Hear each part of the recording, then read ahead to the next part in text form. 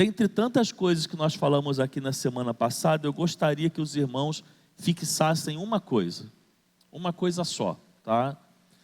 Nós faremos um estudo no Evangelho de Mateus, olhando para o Evangelho de Mateus dentro de 5 grandes discursos que Jesus fez, que estão narrados no Evangelho de Mateus. Ou seja, o Evangelho de Mateus, ele apresenta 5 grandes discursos de Jesus. E nós vamos caminhar estudando o Evangelho de Mateus, olhando para esses 5 discursos. E o primeiro discurso é o que nós vamos iniciar hoje, que está no capítulo de 5 a 7, muito conhecido por nós como o Sermão do Monte, ou Sermão da Montanha. Então esse é o primeiro grande discurso de Jesus que Mateus, ele narra, e nós vamos aqui começar a estudá-lo, sabendo que nós vamos passar por 5 grandes discursos, e esse é apenas o primeiro, tá bom? Bom, irmãos, o que nós precisamos entender a título de introdução sobre o Sermão do Monte, ou sobre o Sermão da Montanha? Precisamos entender, irmãos, essa diferença entre Jesus e a nova aliança, comparado com a antiga aliança. E o Evangelho de Mateus, por ser este evangelista, alguém que escreve para um público de judeus crentes, ele vai fazendo muito essa relação com Moisés, com o Antigo Testamento, para apresentar uma nova proposta do reino de Deus através de Jesus. Então, quando a gente olha lá para o Antigo Testamento, quando a gente olha para Moisés, a gente vai ver que a lei que foi dada por Moisés, ela era um conjunto de mandamentos visando o comportamento externo. Todos conseguem compreender isso? A lei era um conjunto de mandamentos que visava o comportamento externo. Exemplo, não matarás. Não matar significava cumprir a lei. Agora, matar é o quê? É uma atitude que está relacionada ao exterior. Não adulterarás. Não adulterar significava cumprir a lei, que era um mandamento focado numa atitude externa. No Sermão do Monte, irmãos, Jesus traz uma outra perspectiva. E eu gosto disso, porque eu sempre gosto de fazer essa relação entre a antiga e a nova aliança. E eu gosto de, além de fazer essa relação, eu gosto de causar essa reflexão. E qual reflexão? É a reflexão de que muitos pensam, irmãos, quando pensam na antiga aliança, muitos pensam assim: nossa, viver na antiga aliança era muito difícil, porque viver na antiga aliança implicava em viver um conjunto de mandamentos e leis, no qual eu deveria obedecer a essas leis. Então agora nós estamos na nova aliança, debaixo da graça, e agora é muito mais fácil. Com todo respeito à expressão que eu vou usar, conversa fiada. Ingenuidade pensar isso. E Jesus já está de cara aqui no Sermão do Monte, mostrando isso. Por que, irmãos, que eu estou dizendo isso? Porque Jesus não anula a lei, Jesus não diminui a lei, e ele traz ainda algo muito mais profundo. Não é só o que você faz para cumprir a lei, é o que está no seu coração. E aí o peso, irmãos, é muito maior. Você está conseguindo entender? Porque olha só, não adulterarás. Dentro da lei, na antiga aliança, se eu tenho desejo de adulterar e não adultero, eu estou satisfeito e pleno porque eu cumpri a lei.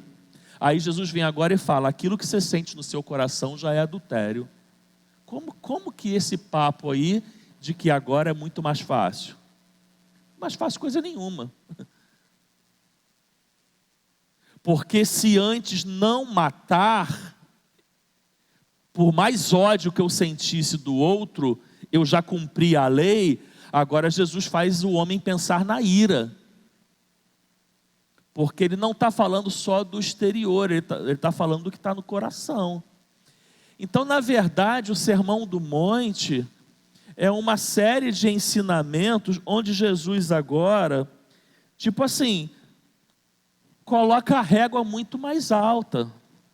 É por isso que é heresia, por exemplo, só abrindo parênteses aqui, querer discutir essa relação de dízimo entre Antigo e Novo Testamento, porque na Nova Aliança não tem dízimo. Claro que não, sabe por quê? Porque na Nova Aliança não é só 10%, é tudo que você tem. 10% era na Antiga, agora na Nova é tudo que você tem. Então, Jesus, né, Jesus ele não vem para passar a mão na cabeça não, irmãos, como muitas pessoas querem pregar e ensinar, como se nós estivéssemos assim, num momento, olha, agora nós somos os privilegiados, nós que estamos de boa, porque agora a gente vive aqui, ó, não é debaixo da lei, é debaixo da graça. Irmãos, a régua de Jesus é muito mais alta, é muito mais alta. Por quê? Porque o reino de Deus que Jesus apresenta, ele não se basta mais de você cumprir uma regra de comportamentos externos. Não se basta. É por isso que ser cristão é muito difícil. Porque cumprir um conjunto de regras não se basta para ser cristão. Para ser um seguidor de Jesus, não basta se cumprir um conjunto de regras. Isso se bastava na antiga aliança. Não matarás, eu tenho vontade de enforcar, de esganar o outro, mas eu não mato, eu estou satisfeito, eu cumpri a lei, eu não matei.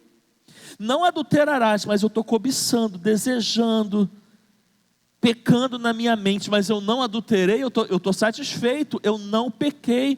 Aí agora Jesus ele vem com um reino sendo anunciado, onde ele diz, não é só o comportamento externo, é a transformação do interior.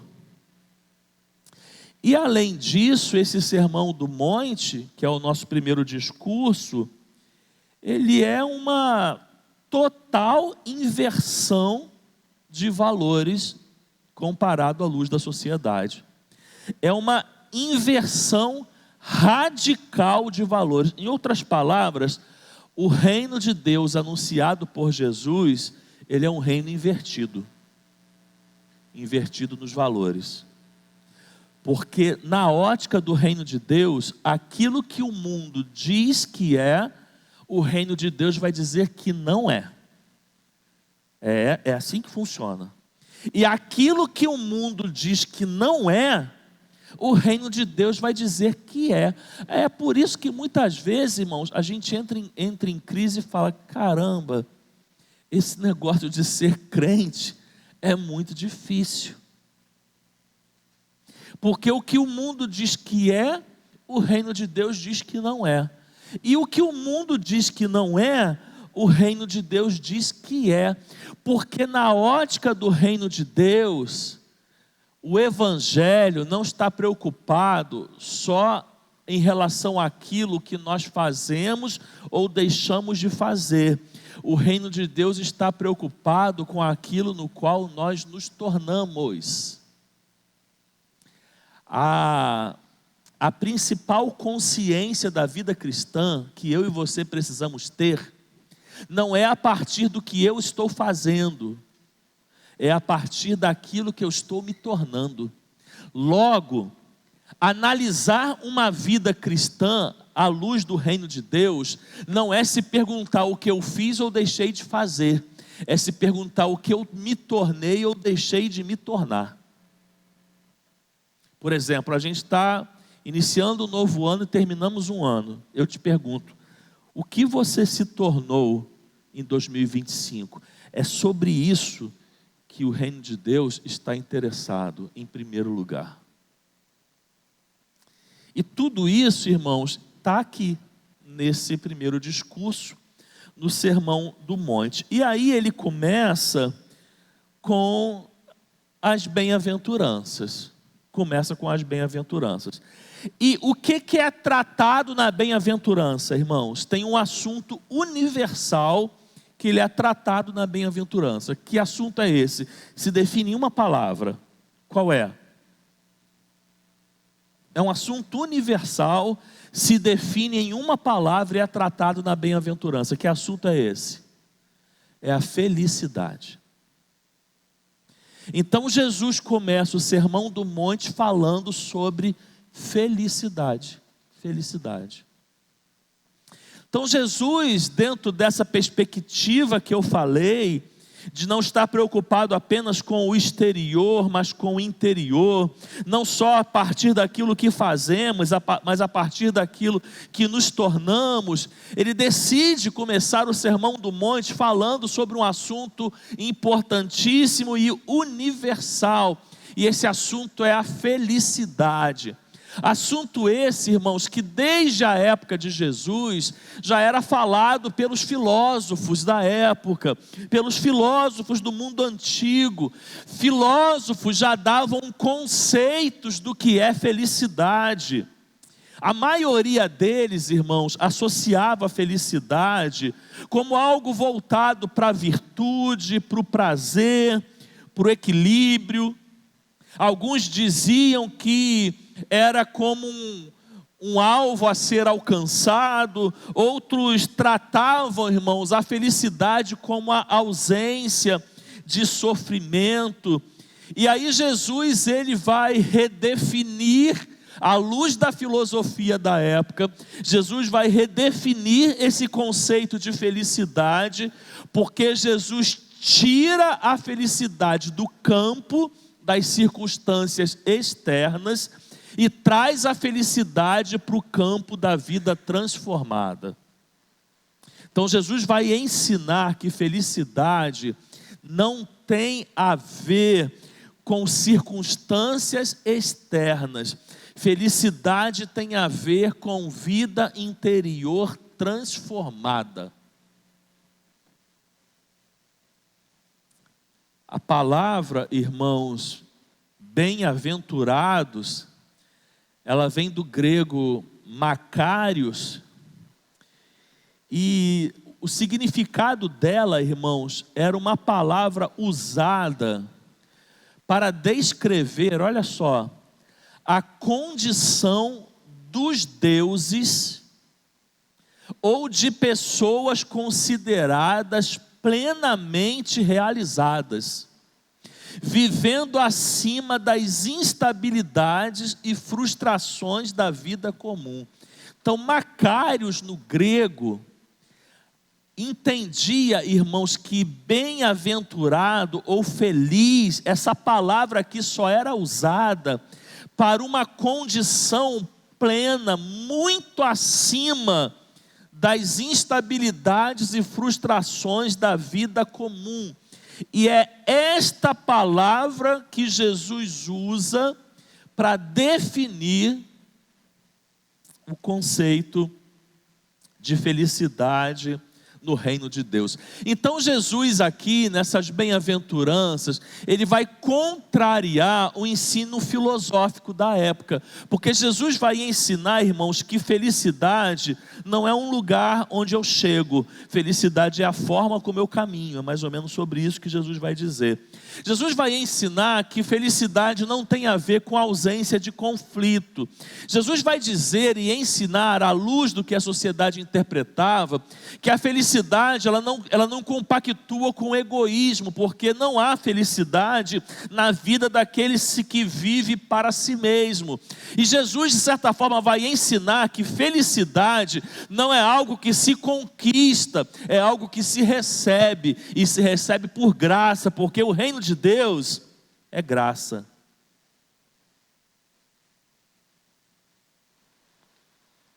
Essa semana, enquanto preparava esse estudo, eu estava lendo John Stott sobre as bem-aventuranças, e eu li algo que eu nunca tinha lido sobre as bem-aventuranças, e eu nunca tinha pensado, e eu quero compartilhar com você aqui hoje. John Stott traz uma proposta muito legal. O que ele faz? John Stott associa as bem-aventuranças com o fruto do Espírito lá em Gálatas capítulo 5. E associa de que forma? Não sei se você já estudou ou recebeu algum estudo sobre o fruto do Espírito, mas uma das principais coisas que nós dizemos ao ensinar o fruto do Espírito é que o fruto do Espírito é justamente a concepção de algo único. Não são frutos, é fruto. E aquelas variações são como se fossem gomos, que estão todas ligadas a um único fruto. Logo, essa é a perspectiva do fruto do Espírito. Ter o fruto do Espírito na minha vida não implica em dizer que eu posso ter um gomo e não ter outro. O entendimento espiritual do fruto do Espírito, perdoe a redundância, é que o fruto só é manifesto na minha vida quando ele é manifesto na sua integralidade. Deu para entender? Mas o fruto do amor é alegria, paz, longanimidade, bondade, mansidão, domínio próprio. Então eu não posso ter alegria e não ter paz e achar que eu tenho o fruto do Espírito. A espiritualidade saudável, na perspectiva do fruto do Espírito, é quando eu tenho um relacionamento com o Espírito Santo ao ponto de eu ter o fruto na minha vida. Aí John Stott vai fazer um paralelo muito legal. Ele vai fazer um paralelo dizendo que esse mesmo princípio, ele interpreta que se aplica às bem-aventuranças. Deu para entender? Se espiritualidade, na ótica do fruto do Espírito, significa ter todo o fruto, aí John Stott vai dizer, maturidade na vida cristã implica em ter todas as bem-aventuranças, e não apenas uma. Então ele vai trabalhando a mesma ideia. Olha, eu não posso ser pobre de espírito e não ter fome e sede de justiça. Eu não posso ser pacificador e não ser misericordioso. Eu não posso chorar diante do meu pecado e não ser puro de coração. Ele vai trabalhando a ideia de que o nosso envolvimento no reino de Deus e o nosso relacionamento com Jesus Cristo, ele precisa fazer com que a cada momento, dentro não do que eu faço, mas do que eu me torne um crente maduro, onde as bem-aventuranças se evidenciem na minha vida, e não apenas uma ramificação dela. Ou seja, ele vai trazer a ideia, e eu gostei disso, que o crente, ele precisa enxergar as bem-aventuranças como um todo. Um todo. E a sua busca dentro dessa perspectiva do reino de Deus deve ser para que todas elas se evidenciem na nossa vida, tal como acontece com o fruto do Espírito, quando diz lá em Gálatas 5:22, que o fruto do Espírito é amor, alegria, paz, longanimidade, benignidade, bondade, fidelidade, mansidão e domínio próprio. Então deu para entender isso? Deu para entender? Então olha só, nós sabemos quando a gente vai estudar a pneumatologia, que é o estudo acerca do Espírito Santo, nós sabemos que os dons não definem espiritualidade. A pessoa pode ter um determinado dom e não significa que ela seja cheia do Espírito Santo. Então dons não definem espiritualidade, mas o fruto define. E porque o fruto define espiritualidade, uma vez que eu estou cheio do Espírito Santo, eu não tenho como evidenciar um gomo apenas e não outro. Eu preciso evidenciar todo ele. Aí John Stott trabalha a mesma ideia aqui.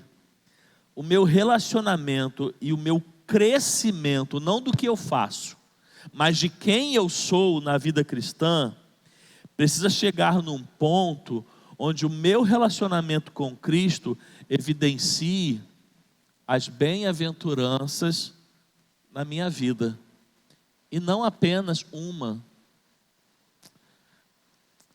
Se eu realmente estou caminhando, irmãos, para me tornar alguém melhor, eu não posso me escorar na desculpa do tipo, olha, eu sou misericordioso, mas não pisa no meu calo não, porque eu não sou manso.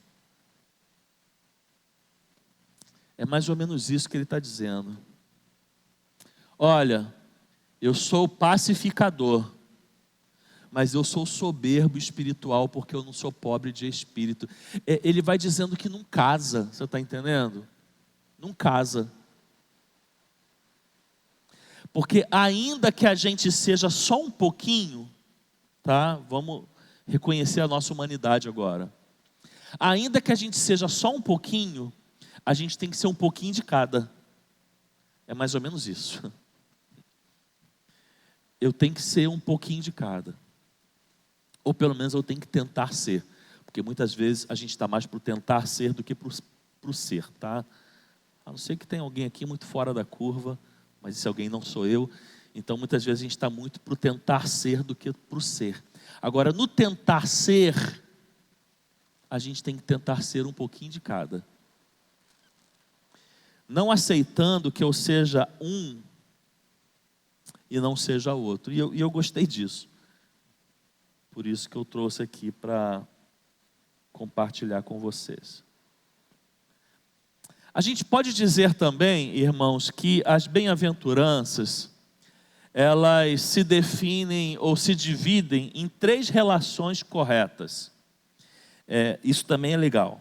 Ou seja, viver essas bem-aventuranças aqui, essas 8, vivê-las faz com que eu viva 3 relações de forma correta, tá? A primeira é a relação com Deus.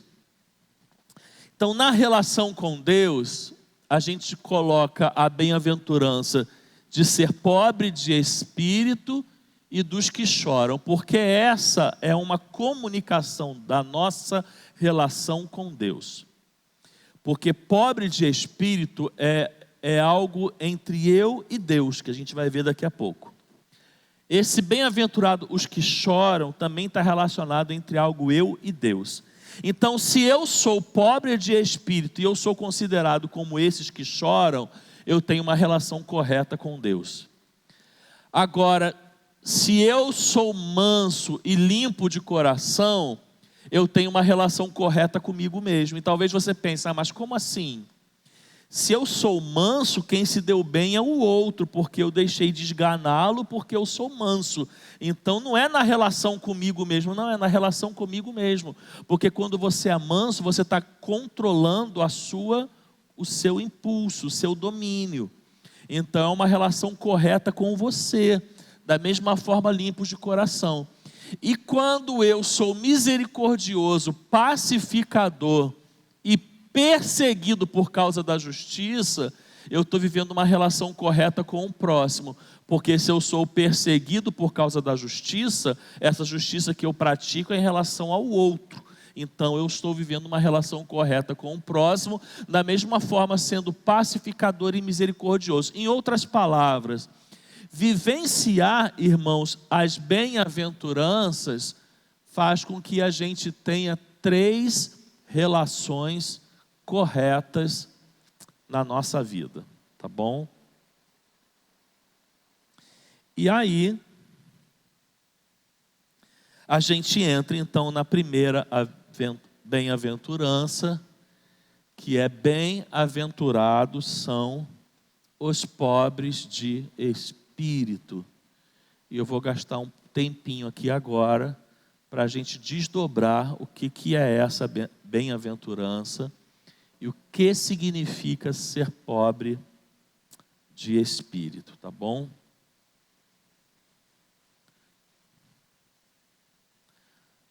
Uma boa estratégia, irmãos, sempre quando a gente quer definir algo, é pensar naquilo que não é, né? Sobretudo quando a gente busca coisas que em algum momento possam se confundir. Então, o que não é ser pobre de espírito, irmãos? Olha, ser pobre de espírito não está falando daquela falsa humildade. Você sabe o que é a falsa humildade? Você consegue entender? Existe falsa humildade, irmãos. Existe falsa humildade. Então, ser pobre de espírito não implica, sabe, em viver uma falsa humildade. E o que é essa falsa humildade, irmãos? Geralmente, o falso humilde é aquele que tem um discurso diminuído sobre si mesmo, mas isso não reflete o que está no seu coração. Está muitas vezes verbalizado como se fosse um discurso pronto, na sua boca. E esse discurso, ele diminui a si mesmo, mas aquilo não está no coração. Então, essa falsa, sabe, essa falsa humildade, olha, pessoas que, não é uma regra, mas geralmente, olha, eu não sou ninguém, eu sou um pecador miserável, Deus só me usa porque não tem outro, mas isso aqui só está da boca para fora. Olha, isso não é ser pobre de espírito, porque o falso humilde, ele vai ter um discurso muitas vezes de autodepreciação, mas de verdade ele não tem rendição diante de Deus. É muito mais um teatro do que qualquer coisa. Então, ser pobre de espírito, em outras palavras, não tem nada a ver com o meu exterior. Não tem nada a ver com aquilo que eu verbalizo. Inclusive, a gente tem que tomar muito cuidado com humildade, porque a gente tem conceitos já definidos sobre humildade que pode enganar muito a gente. Às vezes a gente associa humildade muito ao exterior, e esse é um perigo. Porque humildade, em essência, não é uma atitude marcada pelo exterior. Às vezes a gente olha a pessoa ali, coitadinha, e fala, aquela pessoa é uma pessoa humilde. Talvez ela não tenha nada de humilde. Talvez ela seja a pessoa mais arrogante que você possa conhecer, mais soberba que você possa conhecer, e você possa se enganar em relação à humildade. Então, o pobre de espírito não pode se deixar levar por essa falsa humildade. Olha, ser pobre de espírito não é ser frágil emocionalmente, porque o frágil emocionalmente, muitas vezes, ele vai se colocar diante de Deus numa condição muito mais por ele ser travado do que por ele ser dependente. Você consegue entender o que eu quero dizer? Então, fragilidade emocional não é ser pobre de espírito, porque pobre de espírito não é fraqueza. O pobre de espírito, ele tem coragem. O pobre de espírito, ele não é um medroso. Então, quando eu me coloco diante de Deus com fragilidades emocionais, isso não necessariamente é pobreza de espírito. Olha, e ser pobre de espírito não é ter uma autoconsciência exagerada. E isso aqui é interessante. Por quê? Porque o ser pobre de espírito tem muito a ver como eu me enxergo. Mas esse como eu me enxergo não tem resultado se eu só me enxergo, mas eu não mudo. Porque se eu só me enxergo e nada mais, o máximo que eu posso ter é uma autoconsciência exagerada de mim mesmo. E isso também não é pobreza de espírito. Mas pastor, o que então é ser pobre de espírito? Aí, irmãos, quando a gente vai para a palavra, né, no original, olha, a palavra traduzida por pobres, ela vem do grego pitokós. E você vai se assustar um pouco com o significado dessa palavra. Pitokós, que descreve pobres de espírito, não está falando de alguém que tem poucos recursos, ou que vive em dificuldade moderada. Pobre de espírito, é a mais extrema ausência que a gente pode imaginar.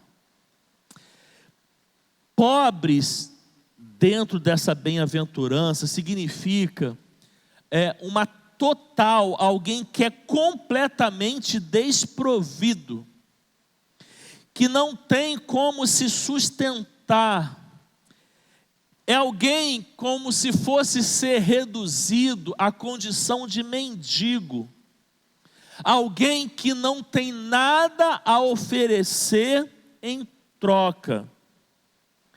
Esta mesma palavra, ela também era usada para se referir ao mendigo no mundo antigo, que vivia estendendo a mão, totalmente dependente de misericórdia. Jesus está dizendo, irmãos, que ser pobre de espírito é assumir a sua total falência espiritual diante de Deus. Total. É uma total falência espiritual diante de Deus. O que significa essa total falência, irmãos?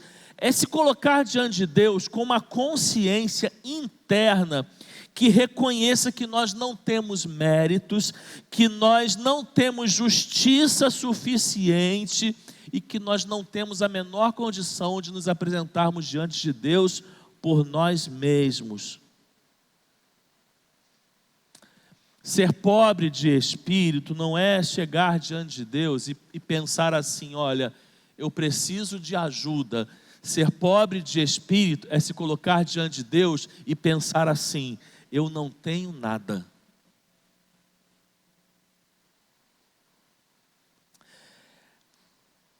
O pobre de espírito, irmãos, é o oposto, tá? Da arrogância espiritual. Então, o que você consegue nesse momento conceber ou pensar de autossuficiência espiritual? Faz essa reflexão. O que você consegue definir como autossuficiência espiritual? O que seria hoje, na sua concepção, uma pessoa autossuficiente espiritualmente, ou alguém que se declara, que se prega autossuficiente espiritualmente? Pensa, irmãos, numa arrogância espiritual, numa soberba espiritual. O pobre de espírito está na outra ponta disso que você pensou. Se essa arrogância espiritual está num extremo, o pobre de espírito está na outra. Se o arrogante espiritual se coloca diante de Deus como alguém que se acha por conta de quem é, do que faz ou do que sabe, o pobre de espírito está na outra ponta, se colocando diante do mesmo Deus e falando assim: eu não sou nada sem o Senhor. Isso é ser pobre de espírito. Eu acredito que a gente consiga encontrar isso em algumas passagens bíblicas. Por exemplo, na famosa parábola do fariseu e do publicano, narrada por Jesus. Leiam comigo essa parábola, leiam na mente, tá? Não precisa falar em alta voz, não. Acompanhe a leitura e veja se você concorda. Jesus também contou esta parábola para alguns que confiavam em si mesmo, por se considerarem justos e desprezavam os outros. 2 homens subiram ao templo para orar.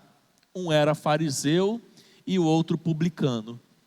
O fariseu em pé orava de si para si mesmo desta forma: ó Deus, graças te dou, porque não sou como os demais homens, roubadores, injustos e adúlteros, nem ainda como este publicano.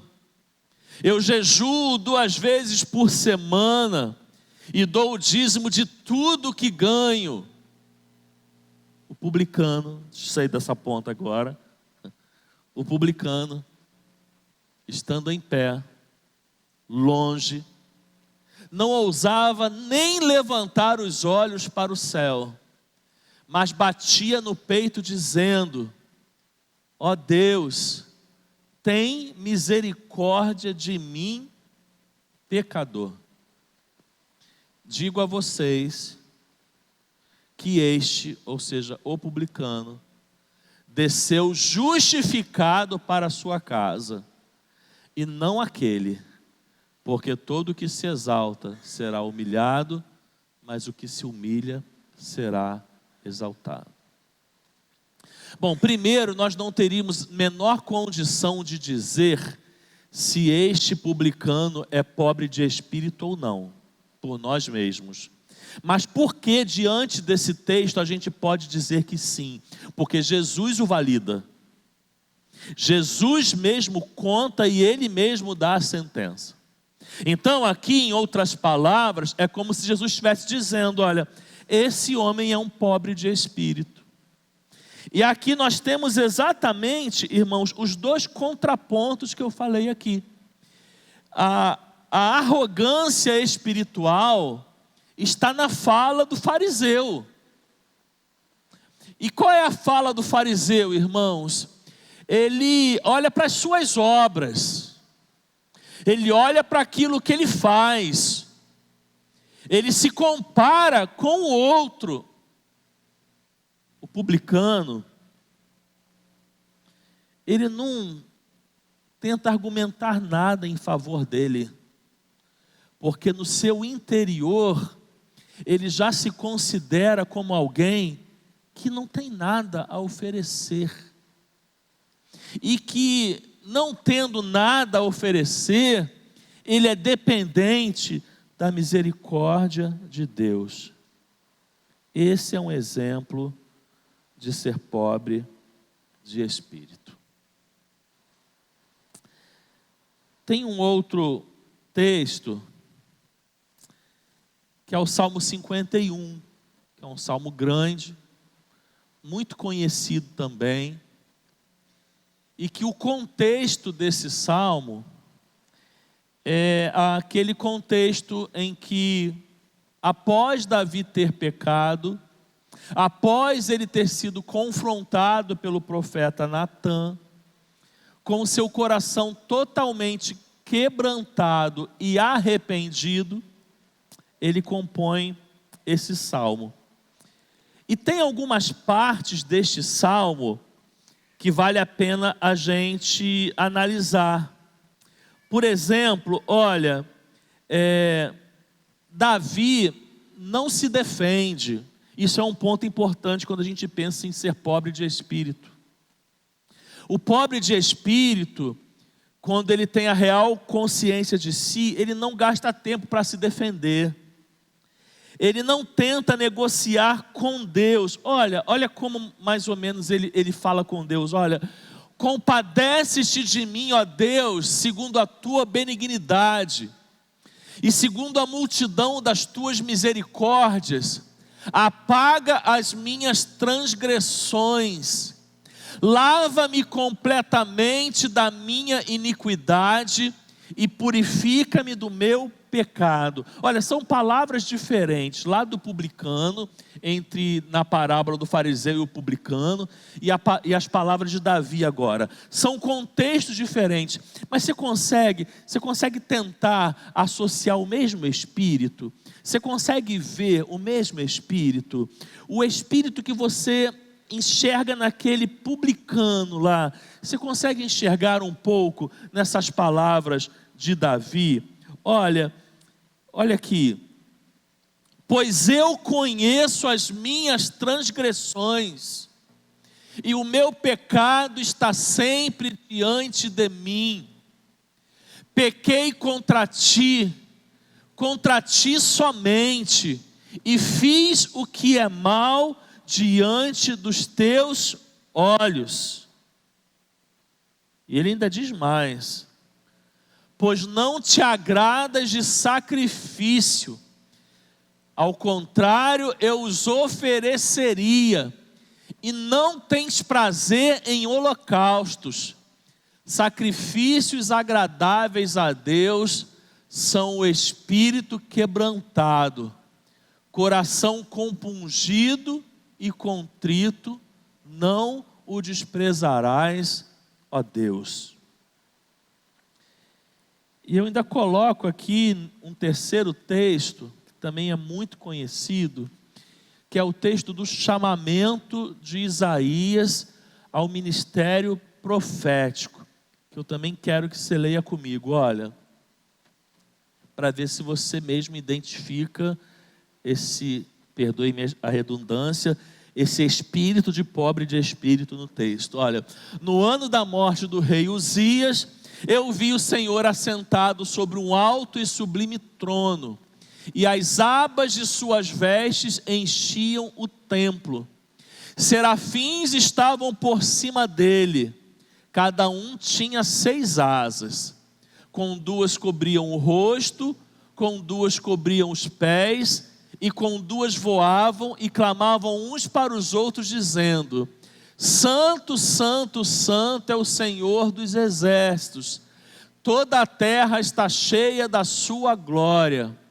As bases do limiar se moveram, a voz do que clamava, e a casa se encheu de fumaça. Aí agora a gente olha para o profeta. Então eu disse: ai de mim, estou perdido, porque sou homem de lábios impuros, habito no meio de um povo de lábios impuros, e os meus olhos viram o Rei, o Senhor dos exércitos.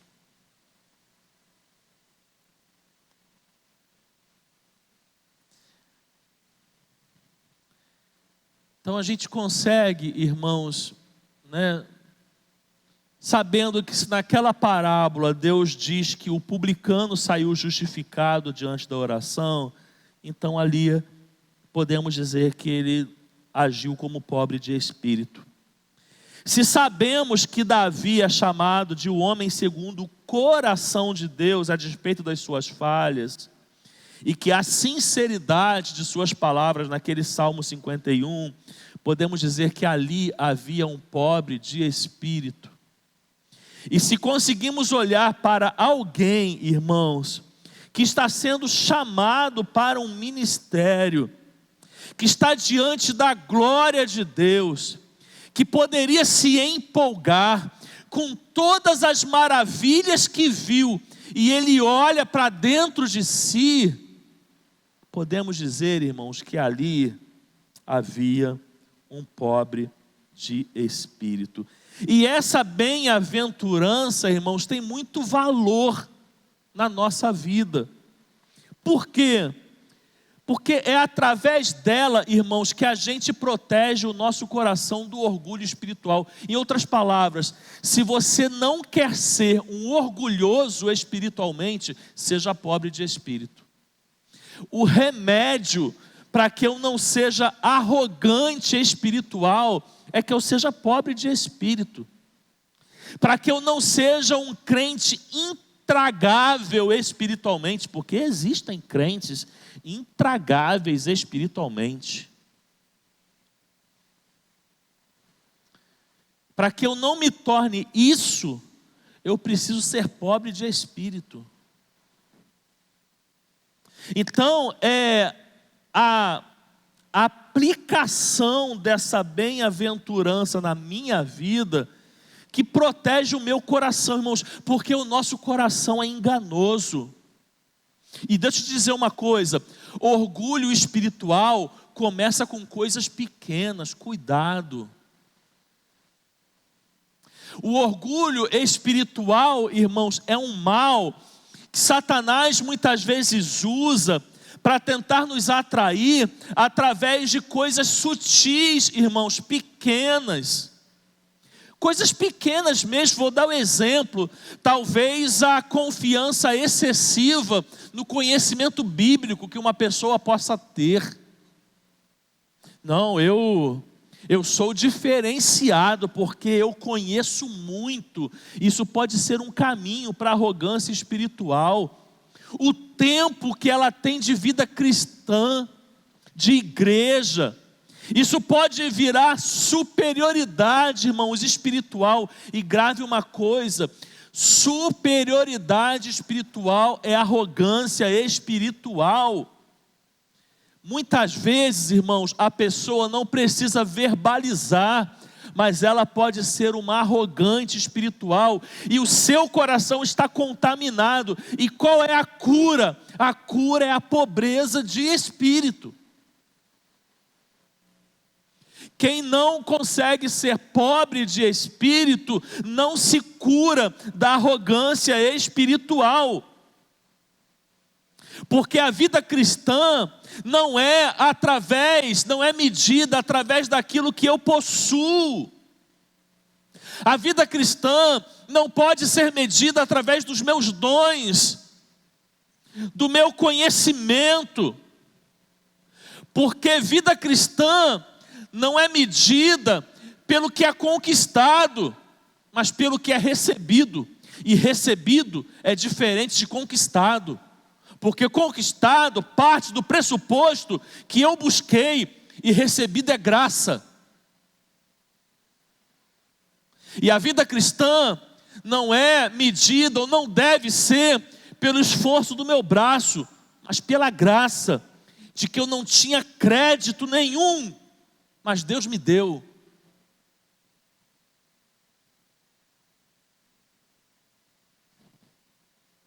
A verdade, irmãos, é que quanto mais uma pessoa cresce espiritualmente,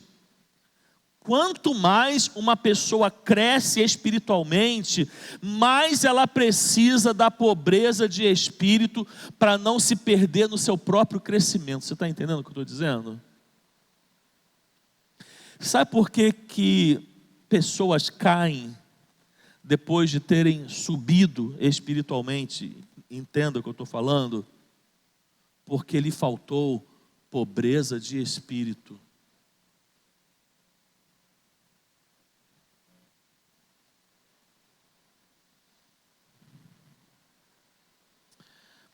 Ela é importante, irmãos, porque não há arrependimento verdadeiro sem pobreza de espírito.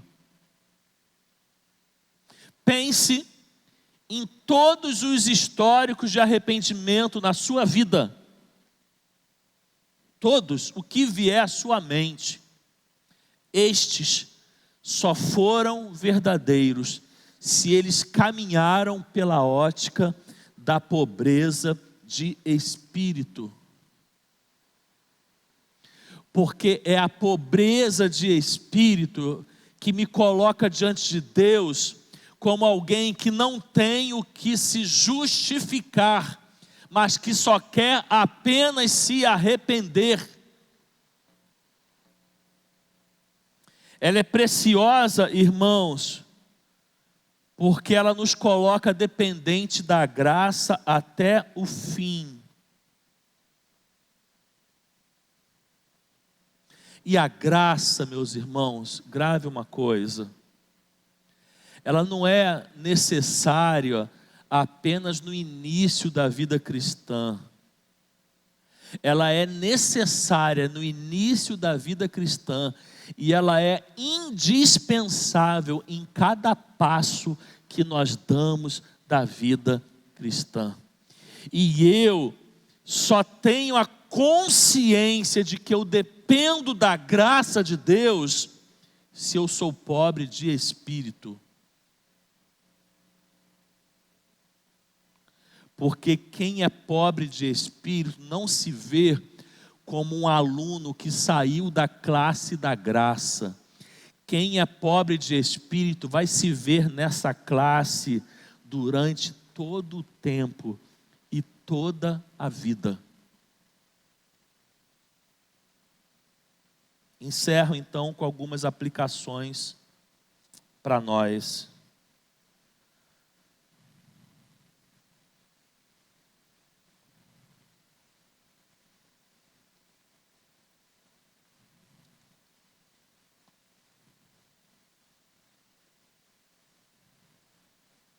Pensando um pouquinho na parábola do fariseu e do publicano, eu trago para os irmãos pensarem. Avalie como você tem orado diante de Deus. Oração é coisa séria. É por isso que quando a gente faz algum momento aqui de curso de intercessão, a gente gasta tempo ensinando o que é intercessão. Porque oração precisa ser aprendida. Porque quem não aprende a orar, ora errado. E quem ora errado, pode orar com arrogância espiritual. Então cuidado como você tem orado diante de Deus. A parábola do fariseu e do publicano nos ensina que não é toda oração que é um encontro com Deus, não.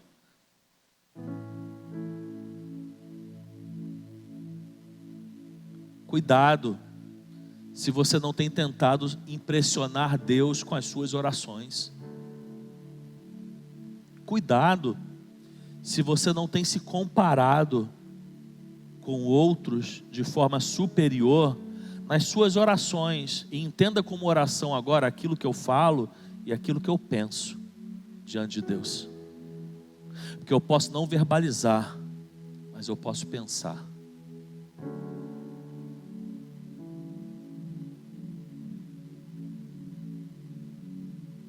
Aprenda ou aprendamos a nos apresentar diante de Deus sem defesas.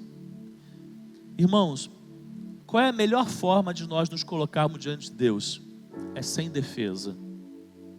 Eu gosto de dizer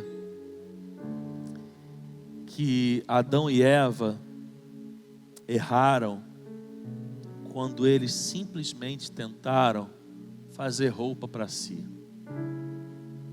Porque a melhor condição de nos colocarmos diante de Deus é com a nossa nudez. Quem não se coloca nu diante de Deus não é pobre de espírito, porque roupas são defesas. E Deus não quer as nossas defesas.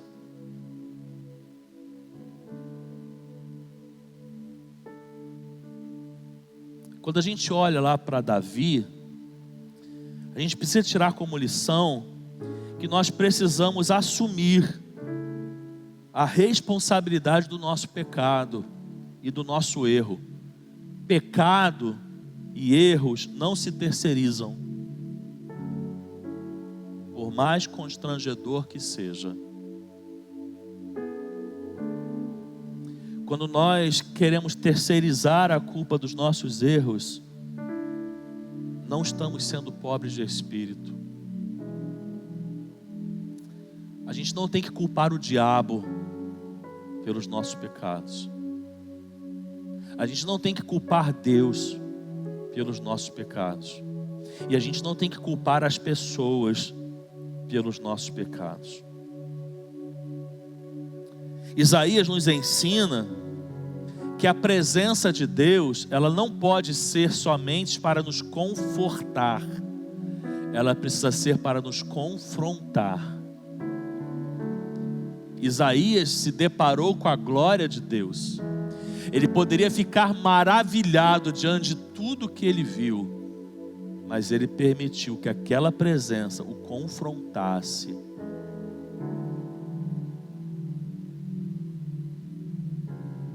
Isaías nos ensina a não confundirmos chamado com suficiência espiritual, porque quem é chamado ou quem tem chamado não é suficiente espiritualmente. Pastores não são suficientes espiritualmente. Ministros não são suficientes espiritualmente. Isaías nos ensina que nem mesmo profetas são suficientes espiritualmente, porque no seu chamado diante da glória de Deus, ele olha para a sua falência espiritual. E Isaías nos ensina que quanto maior o chamado, maior deve ser a consciência da nossa falência.